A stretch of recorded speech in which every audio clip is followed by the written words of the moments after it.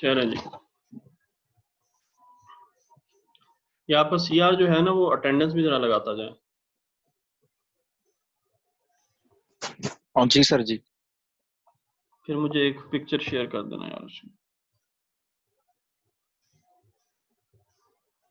एक स्क्रीनशॉट लेके ना बस वो वही सेंड कर देना।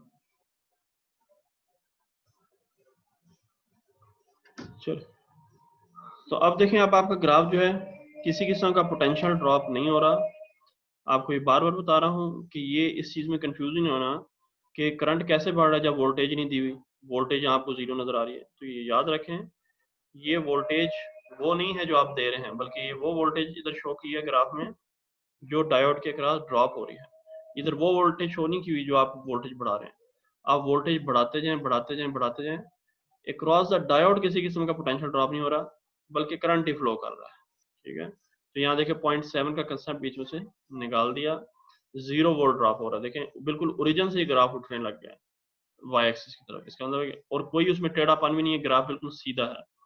ग्राफ बिल्कुल सीधा होने का मतलब ये है कि इसमें उस 0.7 के अलावा डायोड में अमूमन और रेजिस्टेंस भी होती हैं, जिसे हम डायनामिक रेजिस्टेंस कहते हैं। यानी जब इलेक्ट्रॉन मूव करते हैं तो उनको कुछ और डायनामिक रेजिस्टेंस, उसकी मूवमेंट की वजह से भी रेजिस्टेंस सामना आता है। ठीक है, जिसकी वजह से उसमें टेढ़ापन आ जाता है, थोड़ा सा कर्व आ जाता है। तो अब यहाँ वो कर्व भी नहीं है, बिल्कुल सीधा ग्राफ है। इसका मतलब सीधा करंट फ्लो कर रहा है, कोई रेजिस्टेंस भी शो नहीं की, ना 0.7 वोल्ट को शो किया। तो सेकेंडली आप क्या कहते हैं कि the first approximation treats a reverse bias diode like an open switch with zero current. यानी आप जब उसकी रिवर्स बायसिंग की बात करते हैं, रिवर्स बायसिंग में हम इसे कैसा शो करते हैं कि ये बिल्कुल एक ओपन स्विच है। जब स्विच ओपन होगा तो इसमें किसी किस्म का करंट नहीं होगा, मींस कि यहाँ हमने लीकेज करंट को भी निगलेक्ट कर दिया। यानी जब आप फर्स्ट अप्रोक्सीमेशन ले रहे हैं, आइडियल मॉडल ले रहे हैं, तो हम 0.7 वोल्ट को फॉरवर्ड बायस में निगलेक्ट कर रहे हैं, और रिवर्स बायस में किसी किस्म की भी लीकेज करंट को जो है वो हम निगलेक्ट कर रहे हैं, ताकि हम इस कॉम्प्लिकेटेड जो आपके पास कैलकुलेशन होगी उससे निकल के आसानी से कोई सोल्यूशन की तरफ जा सके। तो आपने रिवर्स बायसिंग में लीकेज करंट को भी मुकम्मल तौर पर निगलेक्ट कर दिया। तो आप रिवर्स का ग्राफ भी देखें बिल्कुल भी वाई एक्सिस की तरफ नहीं आ रहा, यानी करंट की वाई एक्सिस मीन कोई करंट की तरफ नहीं आ रहा, बल्कि आप जो पोटेंशियल बढ़ा रहे हैं वो सारा के सारा ड्रॉप ही होता जा रहा है। लेकिन जाहिर बात है हम यहाँ उस रीजन तक नहीं लेके जाएंगे जहाँ ब्रेक डाउन हो जाता है, क्योंकि जब break down is not a required thing, आप ब्रेक डाउन तक कभी भी नहीं लेके जाएंगे। ब्रेक डाउन का मतलब है कि आपने डायोड को तबाह कर दिया। तो हम ब्रेक डाउन की तरफ नहीं लेके जा रहे, ये बात हो रही है उससे पहले पहले कि आप पोटेंशियल बढ़ाते जाएं, पोटेंशियल ड्रॉप होगा लेकिन किसी किस्म की लीकेज करंट शो नहीं हो रही। एक्चुअल ऐसा नहीं होता, ये सिर्फ अप्रोक्सीमेशन है, मॉडल है, ताकि आप अपनी कैलकुलेशन को आगे आप जब क्वेश्चन वगैरह देखेंगे तो आपको चीज़ समझ आ जाएगी कि हम कहीं कहते हैं जी 0.7 को निगलेक्ट कर दो, सिंप्लीफाई कर दो। ठीक है, हम बार बार लीकेज करंट को निगलेक्ट करेंगे। तो निगलेक्ट करने का मतलब ये है कि हम इस फर्स्ट अप्रोक्सीमेशन की बात कर रहे हैं सिंप्लीफाई करने के लिए। तो the first approximation of diode is often used if only a rough idea is needed, यानी आपको किसी भी डिवाइस का मतलब एक रफ आइडिया चाहिए कि ये किस तरह वर्क कर रहा है, तो हम आइडियल मॉडल या फर्स्ट अप्रोक्सीमेशन यूज कर लेते हैं कि only a rough idea is needed off what the circuit voltage and current should be.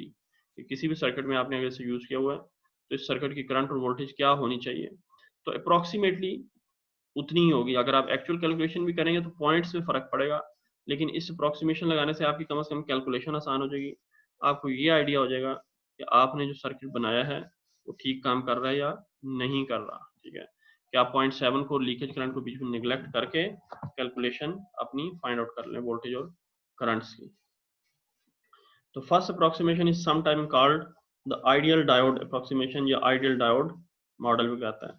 Leakage current is considered zero. अच्छा, इसमें ये भी लिख लें leakage current is considered zero. एक और चीज भी लिख लें कि ये पॉइंट भी बीच में ऐड कर दें आप लोग। ठीक है, मैं इधर लिख रहा हूँ dynamic resistance is considered zero. Dynamic resistance considered zero का मतलब है कि इलेक्ट्रॉन की मोशन की वजह से जो रेजिस्टेंस आ रहा है हम उसे भी नेग्लेक्ट कर रहे हैं। ठीक है, तो ये इंपॉर्टेंट चीज है, उसे भी यहाँ नेग्लेक्ट किया जा रहा है। ये भी आप अपने इसी में ऐड कर लें, इसमें आइडियल मॉडल में, आइडियल मॉडल में इससे भी ऐड कर लें कि डायनामिक रेजिस्टेंस जो है नेग्लेक्ट की है। ये जो डायोड में थोड़ा सा कर्व आता है ना, ये जो टेढ़ापन है, ये उस डायनामिक रेजिस्टेंस की वजह से। अगर डायनामिक रेजिस्टेंस नेग्लेक्ट कर दो तो ग्राफ बिल्कुल सीधा ऊपर जाए 0.7 पे, कोई रेजिस्टेंस नहीं है, सीधा जा रहा है। लेकिन आप बाद में देखें कि ग्राफ सीधा नहीं जाता, तब भी ऐसे शो हो रहा है कि रेजिस्टेंस है, करंट सीधा सीधा उठने में उसको रुकावट है। तो इसका मतलब है कि 0.7 वोल्ट के बाद वो एक रुकावट तो खत्म होगी 0.7 वोल्ट वाली, लेकिन अभी भी एक रुकावट है जिसकी वजह से करंट सीधा नहीं जा सक रहा। इसे हम डायनामिक रेजिस्टेंस कहते हैं। तो आप देखें यहाँ सर ये करंट एकदम क्यों इतना बढ़ जाता है? करंट तो बढ़ेगा ना, किसी किस्म की रेजिस्टेंस ही नहीं रही तो करंट ने बढ़ना ही। आप देखें 0.7 वोल्ट को भी आपने बीच में निगलेक्ट कर दिया, इसका मतलब है कि आप वोल्टेज दे रहे हैं, करंट ही फ्लो कर रहा है, आपने किसी किस्म का डायनामिक रेजिस्टेंस भी नहीं दिया। तो इसका मतलब ये है कि आप उस डायनामिक रेजिस्टेंस को भी बीच में निगलेक्ट कर रहे हैं। तो ग्राफ में किसी किस्म का ऐसा कर्व भी नहीं आया। कर्व का मतलब यही ना कि कुछ रेजिस्टेंस है। अगर इधर से टेढ़ा होने की वजह बिल्कुल ऐसा सीधा चल पड़ता तो इसका मतलब कोई रेजिस्टेंस नहीं है। तो हमने पॉइंट, ये जो आगे आ रहा है इसका मतलब है कि ये 0.7 से उठना शुरू हुआ। इसका मतलब है कि 0.7 तक वैसे ही करंट नहीं फ्लो कर रहा था पोटेंशियल बैरियर की वजह से। उसके बाद ये जो एक कर्व की फॉर्म में टेढ़ा टेढ़ा जा रहा है, इसका मतलब है कि यहाँ अब भी कोई रेजिस्टेंस मौजूद है जिसे हम डायनामिक रेजिस्टेंस कहते हैं। ठीक है, उसकी वजह से ग्राफ सीधा नहीं जा सक रहा, तो हमने इसे भी निगलेक्ट कर दिया। तो हम क्या कह रहे हैं, हमने इस 0.7 को भी निगलेक्ट कर दिया आइडियल मॉडल में, और इस डायनामिक रेजिस्टेंस को भी निगलेक्ट कर दिया। जब 0.7 को निगलेक्ट कर दिया तो इसका मतलब है कि आप ग्राफ को एग्जैक्टली वाई एक्सिस के ऊपर लेके आ गए, जैसा कि यहाँ शो हो रहा है। एग्जैक्टली वाई एक्सिस के ऊपर ही है ग्राफ, और बिल्कुल सीधा होने का मतलब है कोई कर्व नहीं है। तो इसका मतलब ये है कि डायनामिक रेजिस्टेंस भी आपने बीच में निगलेक्ट कर दिया है। एक्चुअली ऐसा नहीं होता, बार बार बता रहा हूँ, ये सिर्फ अप्रोक्सीमेशन है ताकि आप अपनी कैलकुलेशन को सिंप्लीफाई कर सकें। एक्चुअल जो है वो यही है, ये जो शो किया हुआ है एक्चुअल ग्राफ यही है, जिसमें लीकेज करंट भी है, 0.7 भी है, और डायनामिक रेजिस्टेंस भी है, और वो लीकेज करंट भी बीच में मौजूद है। लेकिन इधर देखें, इधर ग्राफ में क्या चेंज आई है कि वो एक तो एक्स एक्सिस की तरफ मूव नहीं किया, एग्जैक्टली वाई एक्सिस पे ही अप हो गया, कोई कर्व नहीं है। और इस जगह पे भी अगर आप देखें, इस जगह पे अगर आप देखें, इस वाली साइड पे, रिवर्स वाली साइड पे, तो एग्जैक्टली वो एक्स एक्सिस के ऊपर ही मूव कर रहा है, वाई एक्सिस की तरफ कोई मूवमेंट नहीं है, जैसा कि मैंने यहाँ शो की थी, यहाँ शो नहीं की थी, बल्कि इधर ये जो एक्चुअल ग्राफ में आप देखें, ग्राफ थोड़ा सा वाई एक्सिस की तरफ भी मूव किया हुआ है, एक्स एक्सिस के ऊपर नहीं फ्लो कर रहा। ये ब्लू लाइन एक्स एक्सिस थोड़ी सी नीचे है, इसका मतलब है कि लीकेज करंट यहाँ शो की है, लेकिन यहाँ किसी किस्म का करंट नहीं है। करंट मीन कि इसमें वाई एक्सिस की तरफ कुछ मूवमेंट आनी चाहिए, तो यहाँ कोई मूवमेंट नहीं है, सिर्फ और सिर्फ वोल्टेज के ऊपर मूवमेंट है। इसका मतलब है कि सारा का सारा पोटेंशियल ड्रॉप हो रहा है, कोई करंट नहीं है। और इधर एक्स एक्सिस की तरफ कोई मूवमेंट नहीं है, इसका मतलब है कोई पोटेंशियल ड्रॉप नहीं हो रहा, सारा का सारा करंट ही फ्लो कर रहा है। ठीक है, ये है आइडियल मॉडल या फर्स्ट अप्रोक्सीमेशन। इससे रिलेटेड कोई भी क्वेश्चन है तो पूछ लें, तो सेकंड सर अप्रोक्सीमेशन। ये जो सर यहाँ पे डायनामिक क्वेश्चन है, रेजिस्टेंस, जी सर क्वेश्चन कर लो फर्स्ट। जी जी कर ले पहले आप कर लीजिए। सर ये जो डायनामिक रेजिस्टेंस है, जी ये अगर ज्यादा होती तो इसको निगलेक्ट नहीं कर सकते थे ना, इसकी वैल्यू लेस है इसलिए निगलेक्ट करते हैं। जी, देखिए करंट वैसे ही इसमें छोटा सा डिवाइस है, मिली एम्पेयर माइक्रो एम्पेयर में होता है, और वो इलेक्ट्रॉन की मूवमेंट जब हो रही है, देखिए इलेक्ट्रॉन जब भी मूव करते हैं तो जितना भी अच्छा कंडक्टर हो, आखिर उसके अंदर कुछ ना कुछ रेजिस्टेंस होती है। ऐसा नहीं हो सकता कि जीरो रेजिस्टेंस हो जाए। इलेक्ट्रॉन मूव कर रहे हैं तो डायनामिक जितनी तेज मूव करेंगे वो रास्ते में आने वाले एटम से टकराएंगे, उसकी वजह से उनको रेजिस्टेंस पैदा होगी, इसे हम कहते हैं डायनामिक रेजिस्टेंस। तो वो उन्होंने टकराना ही टकराना है, लेकिन यहाँ ये क्योंकि उसकी वैल्यू बहुत थोड़ी है इसलिए हम इसे निगलेक्ट कर देते हैं। जी सर ओके। और सर मेरा क्वेश्चन? क्वेश्चन ये है, अगर हम क्या कर देते हैं सर, अल्टरनेटिंग वोल्टेज देते हैं, तब हाँ भी जी, हमारे पास 0.7 पे कर्व हो जाएगा या चेंज हो जाएगा सर? देखिए आप अल्टरनेटिंग दें या डायरेक्ट करंट दें, एक्चुअली जो है वो जी सर। करंट 0.7 पे ही फ्लो करता है, यानी 0.7 वोल्ट बीच में ड्रॉप होता है। एक्चुअली 0.7 वोल्ट डायोड में अच्छा लॉस कर जाता है, यानी वो अगर आपने 5 वोल्ट दिया है तो 0.7 वोल्ट बीच में ज़ाया हो जाएगा उस पोटेंशियल बैरियर को ख़त्म करने के लिए। लेकिन अगर आइडियल मॉडल की बात कर रहे हैं तो चाहे आप एसी दे रहे हो या डीसी दे रहे हो, उस 0.7 को आपने निगलेक्ट कर दिया कि वो ड्रॉप नहीं हो रहा, डायनामिक रेजिस्टेंस मौजूद नहीं है, उसकी वजह से ग्राफ में कोई कर्व नहीं आ रहा।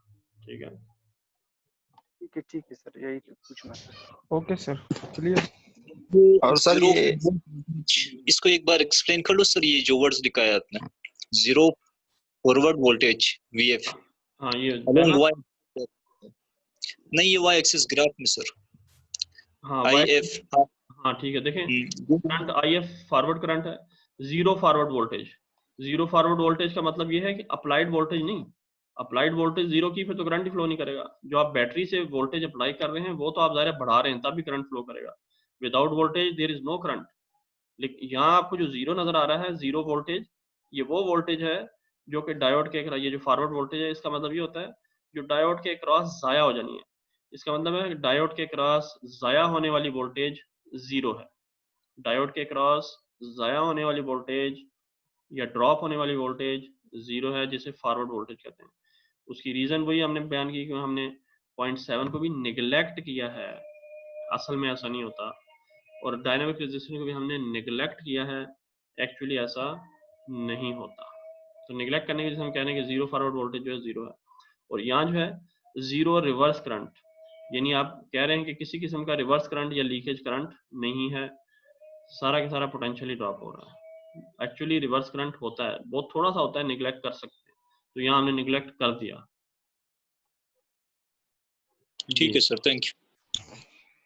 और सर ये जो ऊपर वाला ग्राफ है इसमें जो डायनामिक रेजिस्टेंस है इसको हम किस तरह से इंडिकेट कर सकते हैं कि यहाँ पर डायनामिक रेजिस्टेंस क्या है सर? देखिए ग्राफ में तिरछापन है ना, अगर ग्राफ तिरछा ना होता तो 0.7 के बाद बिल्कुल ग्राफ को सीधा होना चाहिए था, बिल्कुल सीधा स्ट्रेट जाना चाहिए था कि अब कोई रेजिस्टेंस नहीं रहा। जब रेजिस्टेंस नहीं होगा तो करंट को बिल्कुल सीधा जाना चाहिए। अभी भी देखें करंट जो है वो थोड़ा सा नीचे को झुका हुआ है एक्स एक्सिस की तरफ, इसका मतलब है कि अभी भी कुछ पोटेंशियल ड्रॉप हो रहा है। ठीक है, पोटेंशियल देखें, जब भी पोटेंशियल ड्रॉप सर होता ये है इसका मतलब है कुछ ना कुछ पोटेंशियल जाया हो रहा है, सारा करंट फ्लो नहीं कर रहा। सर ये सिलिकॉन के अलावा अगर कोई दूसरा क्रिस्टल होगा तो यही ग्राफ होगा उसका? जी ग्राफ उसका भी यही होगा, लेकिन सिर्फ ये होगा कि जैसे आपने जर्मेनियम की बात की, जर्मेनियम में 0.7 से नहीं उठाएंगे, जर्मेनियम में आप उसको 0.3 से ऐसे उठाना शुरू कर देंगे क्योंकि उसमें बैरियर 0.3 का है। Okay sir thank you. ठीक है जी। ये स्टैटिक रेजिस्टेंस को भी एक बार आप डिफाइन करोगे सर? सर आप डायनामिक को क्या चीज? स्टैटिक रेजिस्टेंस सर, ये स्टैटिक रेजिस्टेंस किस टाइम हो जाते हैं डायोड के अंदर सर? स्टैटिक रेजिस्टेंस किस टाइम हो जाती है? जी सर। वो कौन सी रेजिस्टेंस है बताएं इधर पहले मुझे। सर जब डायरेक्ट करंट फ्लो कर देता है तब स्टैटिक रेजिस्टेंस आ जाता है सर डायोड। हमने सर पढ़ा था वो सही तरह समझ में नहीं आया, इसलिए मैंने कहा सर। किधर पढ़ा था? प्रैक्टिकल में सुरसेल साहब ने वो करवा रहा था सर, एक डायनेमिक रेजिस्टेंस कह रहा था, एक डीसी रेजिस्टेंस या कि स्टैटिक रेजिस्टेंस, कुछ इसी तरह था सर। अच्छा अच्छा अच्छा अच्छा, ठीक है, आप उस सेंस में बात कर रहे हैं। हाँ हाँ ठीक है, मैं आपको बताता हूँ, उसको बताता हूँ। ये देखें, यहाँ वैसे उसका जिक्र नहीं है, वो आप इधर इधर इसको कंफ्यूज ना करें, लेकिन वैसे मैं आपको जो है वो समझा देता हूँ, ठीक है। ठीक है सर। ये देखें जी, मैं आपको ग्राफ एक बना कर बताता हूँ। लेकिन जब भी आपको रेजिस्टेंस का ग्राफ शो करना है तो इट्स मीन कि आपको वोल्टेज और करंट का ग्राफ शो करना है, ठीक है। ये अभी आपके पास हमेशा वोल्टेज जो है वो इधर आएगी, करंट इधर आएगी। अब देखें, आपने कोई एक डिवाइस लिया जिसमें वोल्टेज और करंट का ग्राफ कुछ इस तरह बन रहा था। ये है, ये वोल्टेज और ये करंट है, ये बिल्कुल इस तरह बन रहा है, ठीक है। और एक ग्राफ लिया है जिसमें, यहाँ से मतलब डिलीट करो, दो ग्राफ लूंगा फिर समझ आएगी। एक ग्राफ आपने लिया जिसके अंदर आपके पास जो चेंज आ रहा है वो कुछ इस तरह आ रहा है,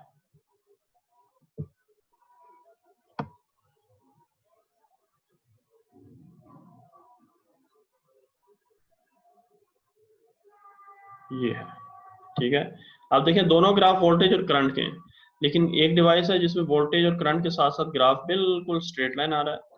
एक वोल्टेज और करंट का ग्राफ है जो स्ट्रेट नहीं है बल्कि उसके अंदर कुछ कर्व है, ठीक है। अब रेजिस्टेंस क्या होती है? रेजिस्टेंस का सबसे पहले आपको फार्मूला पता होना चाहिए। We know that V is equal to IR, ठीक है। तो R is equal to V upon I, ठीक है। R is equal to V upon I। किसी भी ग्राफ का स्लोप निकालना हो, स्लोप किसके इक्वल होता है? Slope is equal to y upon x। Slope, किसी भी ग्राफ का आपने स्लोप निकालना हो किसी भी लाइन का, तो आप क्या करते हैं, ये इस y वैल्यूज को और x वैल्यूज को डिवाइड कर देते हैं, ठीक है।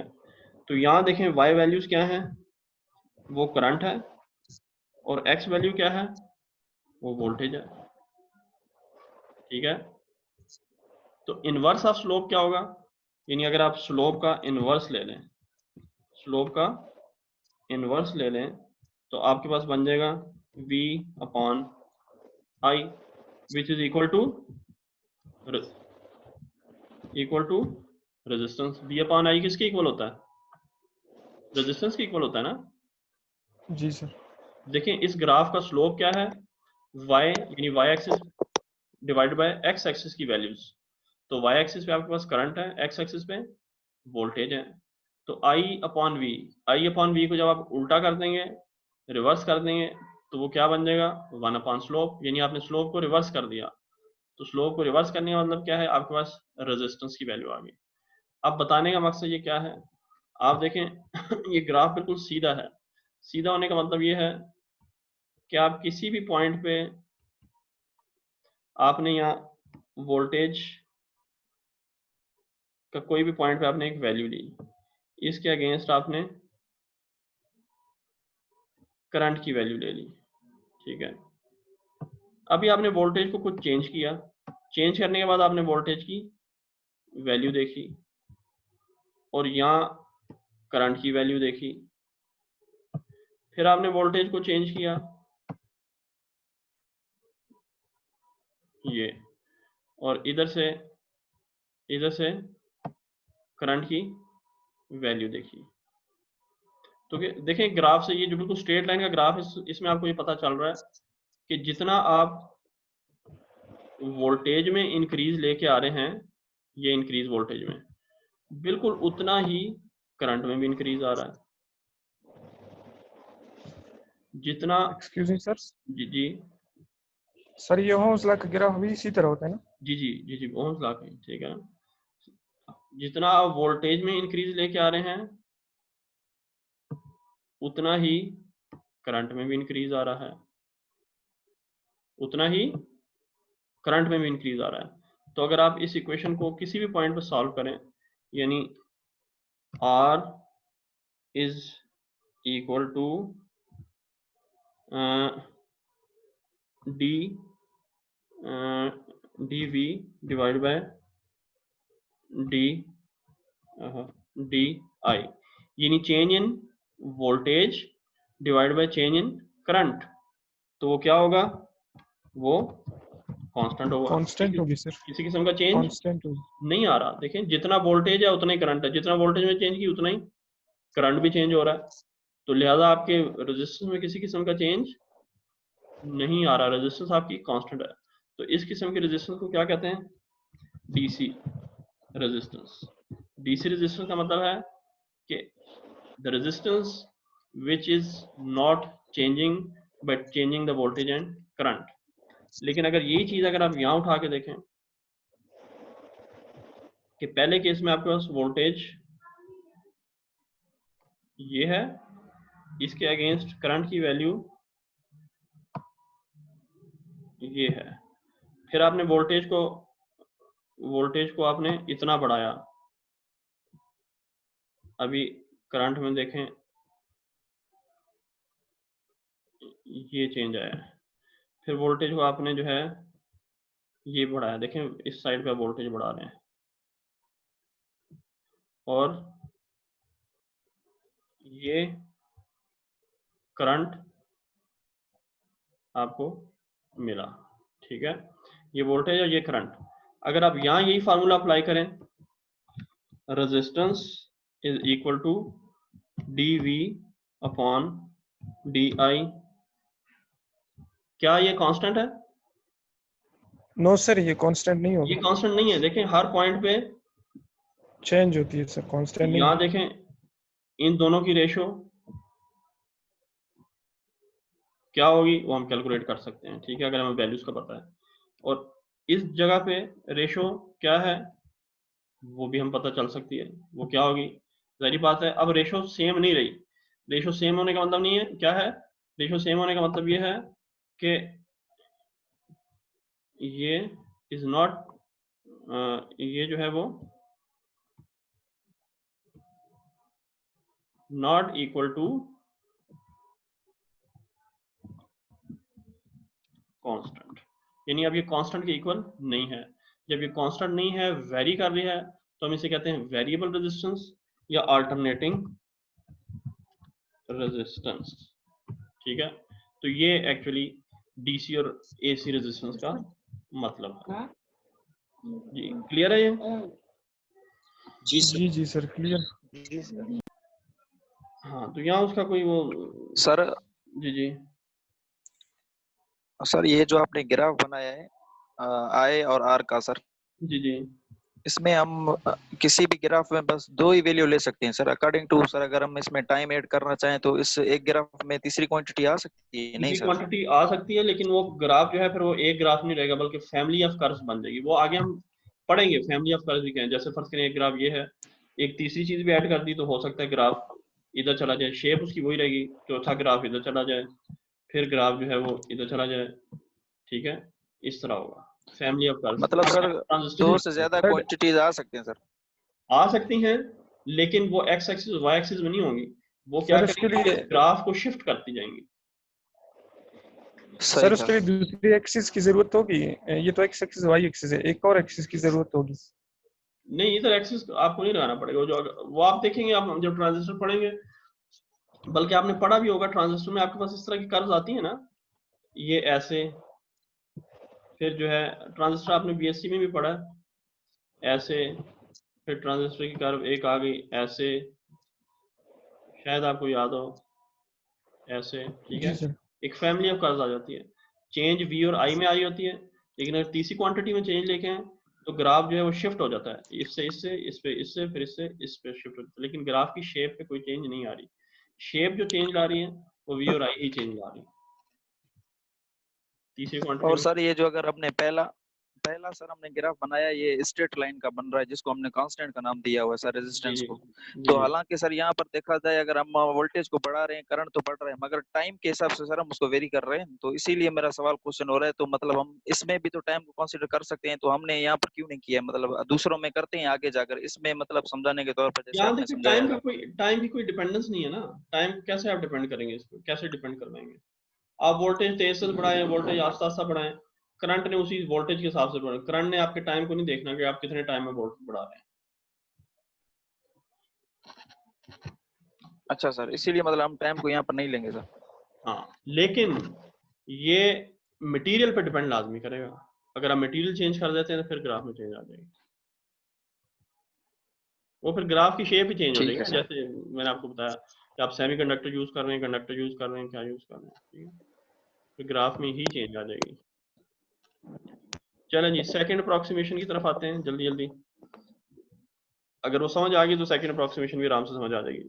सेकंड अप्रोक्सीमेशन में देखें आप ग्राफ, ये जो पहला ग्राफ है फॉरवर्ड का, वो एग्जैक्ट वाई लाइन से हट के शिफ्ट हो गया थोड़ा सा एक्स एक्सिस की तरफ। इसका मतलब है कि अभी हमें 0.7 बीच में निगलेक्ट नहीं किया, लेकिन डायनामिक रेजिस्टेंस हमने इधर निगलेक्ट किया क्योंकि ग्राफ में कोई कर्व मौजूद नहीं है।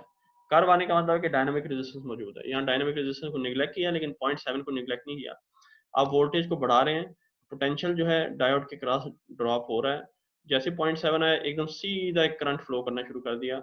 इट्स मीन कि अब रेजिस्टेंसें सारी की सारी खत्म हो गई हैं, ठीक है। तो the second approximation treats a forward diode like an ideal diode in series with the battery. अब देखें, इससे पहले जो आपने क्या किया था, आपने सिंपली फॉरवर्ड को एक स्विच, क्लोज स्विच से शो कर दिया जिसकी कोई रेजिस्टेंस नहीं है। लेकिन अभी आप क्या कर रहे हैं, अभी आप यहाँ एक बैटरी बीच में आपने लगा दी है। बैटरी क्या कर रही है? बैटरी यानी ये एक सिर्फ मॉडल है, एक उसके सिंबॉलिकल डायग्राम को एक उसमें आप कह सकते हैं इक्विवेलेंट डायग्राम आपने ड्रॉ किया है। डायोड तो इसी तरह ही होगा, लेकिन डायोड में आपने 0.7 शो करना है। वो कैसे शो करेंगे? एक 0.7 वोल्ट की बैटरी लगा दें और रिवर्स पोटेंशियल में लगा दें, ठीक है। रिवर्स पोटेंशियल में आप जब लगाएंगे तो आपकी जो ये बैटरी है, ये अब क्या शो कर रही है कि ये 0.7 का वोल्टेज अब इस डायोड में ड्रॉप हो रहा है, ठीक है। पहले आप सिर्फ स्विच से शो कर रहे थे, कोई रेजिस्टेंस नहीं थी। अब आपने एक एक्स्ट्रा बैटरी अपोजिट पोलैरिटी के साथ लगा दी। देखें, अपोजिट पोलैरिटी का मतलब ये है कि आपने एक बैटरी लगाई हुई है डायोड के साथ,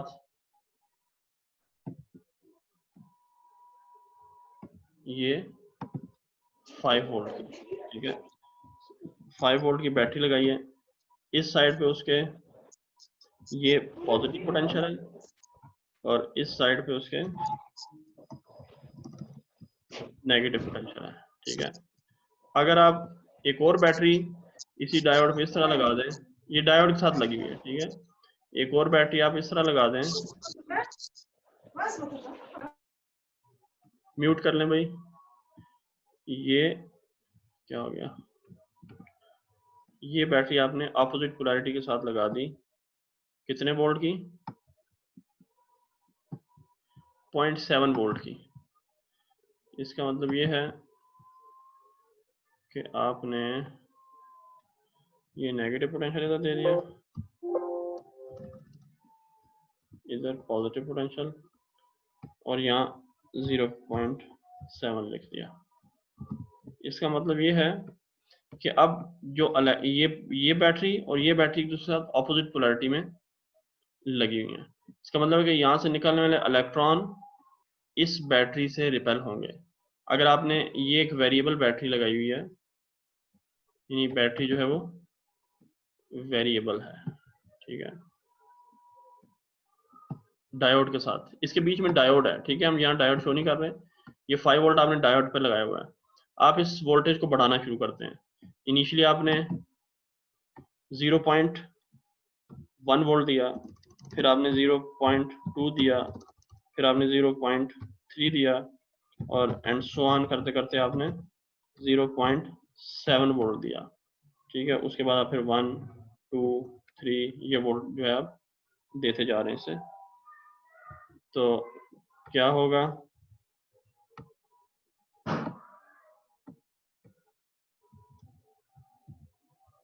होगा कुछ इस तरह कि 0.1 वोल्ट जब आपने दिया, ठीक है, ये बैटरी देखे 5 वोल्ट तक जा सकती है।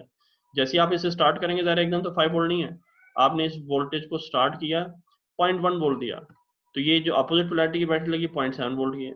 ये क्या करेगी, उस 0.1 वोल्ट को उस सर्किट के अंदर फ्लो, यानी ये जो पूरा आगे सर्किट है, ठीक है, जिसमें यहाँ एक डायोड भी लगा हुआ है, ठीक है, सपोज करेंगे ये डायोड लगा हुआ है, ठीक है, इस डायोड में से फ्लो नहीं करने देगी, ठीक है, क्योंकि आप यहाँ 0.1 वोल्ट दे रहे हैं।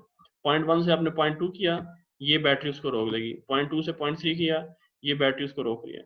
0.7 पे जाएंगे तो इस बैटरी का पोटेंशियल इस बैटरी का पोटेंशियल बराबर हुआ। इसका मतलब ये है कि अब ये बैरियर खत्म हो गया। इसके बाद जब बढ़ाना शुरू करेंगे तो अब जो है इसमें से, इस सर्किट में से करंट फ्लो होना शुरू हो गया, ठीक है। तो ये बैरियर को शो करने के लिए जब इक्विवेलेंट डायग्राम ड्रॉ की जाती है, तो ये वाली जो डायग्राम है ना, ये जो आपको डायग्राम नजर आ रही है, ये वाली, ये कहलाती है इक्विवेलेंट डायग्राम। देखें इक्वल का निशान ड्रॉ करके शो किया हुआ है। ये एक्चुअल डायोड की डायग्राम है। एक्चुअल डायग्राम जब शो करनी होती है तो आप ऊपर लिख देते हैं कि 0.7 ड्रॉप हुआ या नहीं हुआ, इधर कितना ड्रॉप हुआ। लेकिन इक्विवेलेंट डायग्राम में आपको ऐसे डिवाइसेस साथ लगाने पड़ेंगे जो कि इनएक्टिव डिवाइसेस हैं, जैसे बैटरी होगी, रेजिस्टेंस होगी, स्विच हो गया। तो पहले खाली स्विच लगाया था, उसमें कोई रेजिस्टेंस नहीं थी। अब स्विच के साथ एक बैटरी भी अपोजिट पोलैरिटी में आपको लगानी होगी, जो ये शो कर रही होगी कि वहाँ VB यानी 0.7, VB is always 0.7 volt in case of silicon. ये 0.7 वोल्ट जो है इधर ड्रॉप हो रहा है। तो यहाँ ये लिखा हुआ है note, VB is equal to 0.7 volt for silicon and 0.3 volt for germanium. अब यहाँ पोटेंशियल ड्रॉप आपका हो रहा है, जबकि रिवर्स बाइसिंग में हमने लीकेज करंट को इस अप्रोक्सीमेशन भी निगलेक्ट किया है, किसी किस्म का ड्रॉप नहीं हो रहा। जो आप वोल्टेज दे रहे हैं सारा के सारा ड्रॉप हो रहा है, कोई करंट फ्लो नहीं कर रहा, तो ये जीरो रिवर्स करंट है। इसलिए रिवर्स बाइसिंग के केस में जो आपका इक्विवेलेंट डायग्राम बनी है वो बिल्कुल उसी तरह की बनी है जैसे कि आइडियल मॉडल में थी। ये देखें, इधर भी ओपन स्विच था, जीरो करंट था, इधर भी ओपन स्विच है और जीरो करंट है। फर्क किस में है? फर्क आपका फॉरवर्ड बाइस में है। इधर खाली स्विच था, कोई रेजिस्टेंस नहीं थी, तो ग्राफ भी एग्जैक्ट वाई एक्सिस पे था। इधर जो है आपने एक बैटरी शो कर दी जो कि ये शो कर रही है कि 0.7 वोल्ट अपोज हो रहा है, रेजिस्ट हो रहा है उस ओरिजिनल बैटरी को। तो आपका जो वोल्टेज है वो भी इस ओरिजिन से हट के VF की तरफ शिफ्ट हो गया 0.7 वोल्ट। ये VB जो है वो 0.7 वोल्ट है। तो second approximation treats a forward bias diode like an ideal model in series with the battery। Series में एक बैटरी लगा के आप आइडियल मॉडल के साथ, ये जो था ये क्लोज स्विच एक आइडियल मॉडल था, इसके साथ आपने एक सीरीज में एक बैटरी लगा दी, तो ये क्या बन गया? प्रैक्टिकल मॉडल बन गया, ठीक है। प्रैक्टिकली हम जब कोई काम कर रहे होते हैं, हम 0.7 को आपने डायोड में जो आप कर रहे होंगे, लैब में भी हो सकता है, तो 0.7 को लेते होंगे, ठीक है, लेकिन लीकेज करंट को हम निगलेक्ट कर देते हैं और अपनी कैलकुलेशन में, और डायनामिक रेजिस्टेंस को भी हम बीच में निगलेक्ट कर देते हैं, क्योंकि वो फिर ट्रीट करना मुश्किल हो जाता है ज़रा। तो आपने आइडियल मॉडल के साथ सिर्फ सीरीज में एक बैटरी लगा दी, तो एक प्रैक्टिकल मॉडल बन गया। For silicon diode the battery voltage is assumed to be 0.7 volt, the same as the barrier potential, यानी जितना बैरियर पोटेंशियल है उतनी आप वोल्टेज की बैटरी जो है इस जगह पर लगा रहे हैं शो करने के लिए, ठीक है। एक्चुअली ऐसा कर नहीं रहे होता, ये सिर्फ मॉडल है, एक इक्विवेलेंट डायग्राम शो की है, ताकि कोई देखने वाले को एकदम पता चले, अच्छा इस जब फॉरवर्ड बायस हो तो डायोड का ये मतलब होता है कि 0.7 वोल्ट जो है ड्रॉप हो रहा है। तो the second approximation of A reverse bias diode is an open switch. तो रिवर्स बायस के केस में वो उसी तरह ओपन स्विच के तौर पे बिहेव कर रहा है, यानी ओपन स्विच है तो इनफिनिट रेजिस्टेंस है, किसी किस्म का करंट फ्लो नहीं कर रहा। तो आप कह सकते हैं आइडियल मॉडल हो या प्रैक्टिकल मॉडल हो, दोनों केस में रिवर्स बाइसिंग का केस लेंगे तो रेजिस्टेंस इनफिनिट है, कोई current flow, leakage current flow का जिक्र नहीं है, तो leakage current is also considered zero.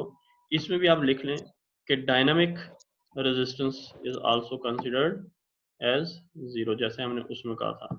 इस केस में भी आप ये पॉइंट लिख दें कि dynamic resistance is considered as 0। तो यहाँ आप लगा सकते हैं कि चाहे वो आइडियल मॉडल था या प्रैक्टिकल मॉडल था, दोनों केसेस में रिवर्स बायस में मिलाएंगे 0 हो जाएगी। क्या चीज?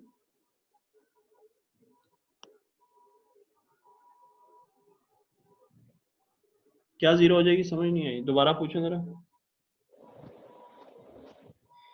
डायनेमिक रिवर्स बायस में 0 हो जाएगी। हो जाएगी नहीं, हो जाएगी नहीं, कंसिडर्ड की जाती है 0 है, होती नहीं है 0। It is considered as 0 in case of ideal model and practical model. It is considered as 0। Actually ऐसा कुछ नहीं होता, ये मॉडल है, मॉडल अप्रोक्सीमेशन मॉडल, ताकि आप अपनी कैलकुलेशन को अप्रोक्सीमेट रिजल्ट निकाल सकें। ठीक है, एक्चुअल रिजल्ट नहीं, अप्रोक्सीमेट रिजल्ट। देखिए आपने उस 0.7 को भी निगलेक्ट कर दिया और डायनामिक रेजिस्टेंस को निगलेक्ट कर दिया, तो आपने अपनी कैलकुलेशन को सिंपल कर दिया। 0.7 डाल दिया तो थोड़ी सी अपने आपने कैलकुलेशन को मुश्किल बना दिया, जो कि प्रैक्टिकल मॉडल में। लेकिन यहाँ आपने फिर भी डायनामिक रेजिस्टेंस को निगलेक्ट किया, आप उसे सिंप्लीफाई ही कर रहे हैं। इससे नेक्स्ट मॉडल आप पढ़ें, ठीक है, खुद ही, इसमें भी मुश्किल नहीं होगी। इससे नेक्स्ट मॉडल देखें, उसमें आप एक VB के साथ, यानी वो 0.7 वोल्ट भी है, एक RD भी लगा दी। RD क्या शो करिए कि अब इस सिस्टम के अंदर एक डायनामिक रेजिस्टेंस भी आ गई है। ठीक है, और ग्राफ भी देखें, अब VB के बाद सीधा नहीं जा रहा बल्कि थोड़ा सा तिरछा हो गया है, इसका मतलब कि डायनामिक रेजिस्टेंस शो हो रही है। और रिवर्स बाइसिंग में क्या है, रिवर्स बाइसिंग में आपने स्विच तो ओपन किया हुआ है, लेकिन पैरेलल में एक हाई रेजिस्टेंस लगा दी है। पैरेलल में एक हाई रेजिस्टेंस लगाने का मतलब है कि आपने एक पाथ दिया है जहां से थोड़ी थोड़ी सी करंट जो है वो लीक कर रही है। इससे पहले देखें, आपने सिर्फ ओपन स्विच शो किया है, इधर भी ओपन स्विच शो किया है, कोई करंट रिवर्स बाइसिंग में नहीं है, कोई करंट रिवर्स बाइसिंग में नहीं है। लेकिन यहाँ आपने स्विच तो ओपन कर दिया, लेकिन उसके साथ साथ क्या किया है, एक पैरेलल में हाई रेजिस्टेंस, याद रखें पैरेलल में एक हाई रेजिस्टेंस शो किया। अगर लो रेजिस्टेंस का नाम लेंगे तो उसका मतलब है कि सारी की सारी करंट गुजर रही है। हाई रेजिस्टेंस शो करने का मतलब ये है कि थोड़ी थोड़ी सी करंट शो कर रहा है, कि थोड़ी थोड़ी सी करंट अब फ्लो कर रही है, जो कि लीकेज करंट को शो करती है। तो आप देखें यहाँ भी ग्राफ जो है एक्स एक्सिस से शिफ्ट होकर थोड़ा सा वाई एक्सिस की तरफ आ गया है। ठीक है, तो जो फाइनल कम्प्लेक्स है, ये जो थर्ड अप्रोक्सीमेशन या कम्प्लेक्स डायोड मॉडल, ये असल में एक्चुअल डायोड है। एक्चुअल डायोड में आप डायनामिक रेजिस्टेंस भी कंसीडर करते हैं, आप पोटेंशियल बैरियर भी कंसीडर करते हैं, लेकिन इसमें आपकी जारी बात है फिर कैलकुलेशन मुश्किल हो जाएगी। Third approximation of diode include the dynamic resistance, RD से शो किया। Dynamic resistance is the resistance of P and N material due to motion of charge carriers, charge carrier की मोशन की वजह से पैदा होती है। The diode model drop using the third approximation is calculated. अब डायोड के अक्रॉस जो वोल्टेज ड्रॉप हो रहा है वो VF is equal to VB है, यानी VB mean 0.7 plus IF into RD। IF का मतलब है जो करंट फ्लो कर रहा है, और उसके वजह से जो डायनामिक रेजिस्टेंस है, यानी अब टोटल पोटेंशियल जो फॉरवर्ड ड्रॉप होगा वो खाली VB नहीं है, यानी 0.7 नहीं है, बल्कि उसमें ये पोटेंशियल भी है। देखें I और R का मल्टीपल आपको क्या दे रहा होता है, पोटेंशियल दे रहा है। अब ये कौन सा पोटेंशियल है, जो कि फॉरवर्ड करंट और डायनामिक रेजिस्टेंस के मल्टीपल से आपको मिल रहा है। तो इन दोनों को सम करेंगे तो आपको टोटल पोटेंशियल ड्रॉप मिलेगा, which will be slightly greater than 0.7 volt. इससे पहले ये नहीं था, खाली सबसे पहले केस में VF इज इक्वल टू 0 था, सेकंड केस में VF is equal to VB यानी 0.7 था, अभी थर्ड केस में VF is equal to VB plus IF RD, इसके अंदर ये RD वाला फैक्टर भी इंक्लूड हो गया है, जिसे आप डायनामिक रेजिस्टेंस की वजह से पोटेंशियल ड्रॉप कह रहे हैं। ठीक है, the leakage is considered in this model, leakage current को आप इसमें कंसिडर करते हैं, इसलिए आपने यहाँ ये लीकेज करंट को शो करने के लिए कि थोड़ी सी करंट फ्लो कर रही है, स्विच ओपन रखा है लेकिन फिर भी करंट फ्लो कर रहा है। तो ये अभी खत्म हो जाएगी। तो अगर आपके क्वेश्चन है तो हम वापस आते हैं, अगर क्वेश्चन नहीं है तो फिर हम नेक्स्ट टाइम जो है वो इंशाल्लाह कंटिन्यू करेंगे। क्वेश्चन है तो बता दें। सर ये जो लीकेज करंट 0 नहीं है, यहाँ रेजिस्टेंस से करंट गुजर के जीरो हो जाता है क्योंकि स्विच ऑन है। नहीं, स्विच जो है ऑन नहीं है, स्विच जो है ओपन कहें, ऑन ना कहें, स्विच ओपन है, यानी स्विच ओपन होने का मतलब है कि यहाँ से कोई करंट फ्लो नहीं कर रहा। आपने एक अल्टरनेट